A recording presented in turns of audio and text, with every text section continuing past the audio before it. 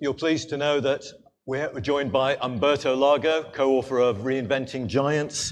His most recent book is called Global Business Model Shift. You'll be reassured that Umberto is a real human being and is actually here. You are, Umberto? Yeah.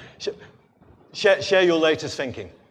Well, first of all, thank you very much, Hire, for inviting me here. It's a great honor.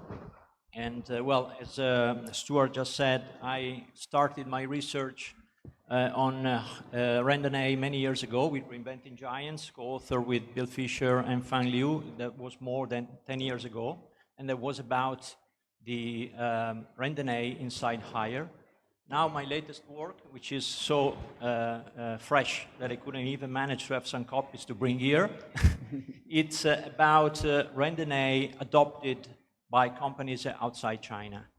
And you know, even if the book is not here, I would like to share with you some of the insights that I found during my research. The first one is the universality of the Rendanheyi principles. You know, it was fascinating to see how the core principle of Rendanheyi, which are customer centricity, so zero distance with the customers, decentralization, employee empowerment, they are all adopted and applied successfully across countries, across different industries and firms. Of course, these principles are principles that should be adopted by any company everywhere. You know, we are all here and we agree with that. But the reality is that many companies have lived decades of efficiency maximization. They live in bureaucracy, they live in hierarchies, and they find this principle revolutionary. For these companies, the distance to reach the principle of Rendanheyi is very big. And of course, some cultural adaptation is required for every company. Every company is different. They have their own culture, and some cultural adaptation is required. I would say it is the most important thing in order to adopt Rendanheyi. I have seen firms doing different things. For example, there are firms that prefer to use pilot cases, firms that prefer to loosen the grip of hierarchy altogether for the firm, but step by step. But all the firms that I've seen need to, blend their corporate culture with the principle of Rendanheyi. At the one chapter of the book, I have decided to try the enterprise of writing a kind of manual of Rendanheyi adoption.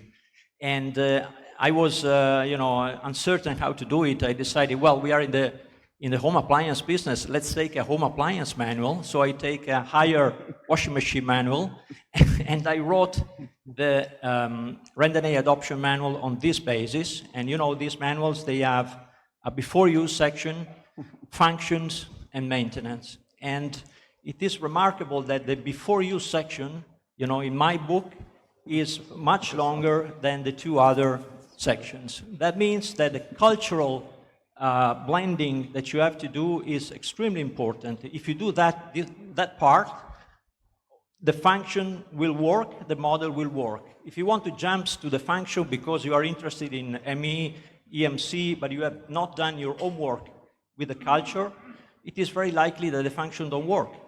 If this is the case, no problem, because there is also a troubleshooting section, as in every manual. But if you have an home appliance at home, you don't ever want to go to that section. So it's very important to, invest in the cultural blending. It's very important to, understand your culture, how your culture fit with the values of Rendanheyi. And finally, one last point. It's about the benefit of the model. We have already discussed this, but what I always tell to the companies is that yes, this is a big model. It is a daunting task to implement this model, but you don't have to go all the way to see the benefits, because if you are, especially if you are a hierarchical bureaucratic organization, just starting to talk about customer centricity, about empowerment of people, decentralization. It's very energizing for the company. It creates a positive atmosphere, and it's already a brilliant result that you can achieve easily. If this result is achieved by simple conversation, then this is only the start of the journey, and you can continue your journey and fully implement Rendanheyi. Umberto, Reinventing Giants was a really key book in telling the world about Rendanheyi and the work of Hire.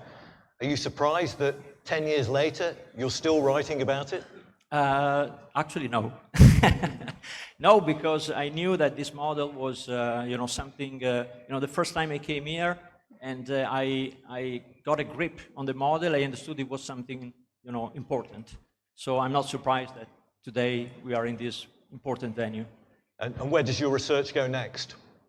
Academics always have another project in mind. No, I thought it would be very important to summarize all the experiences that we have heard today, and have more and more cases, because, as I said, every case is different, and it will be important to have, the larger number of cases, the better. So, that would be interesting to do.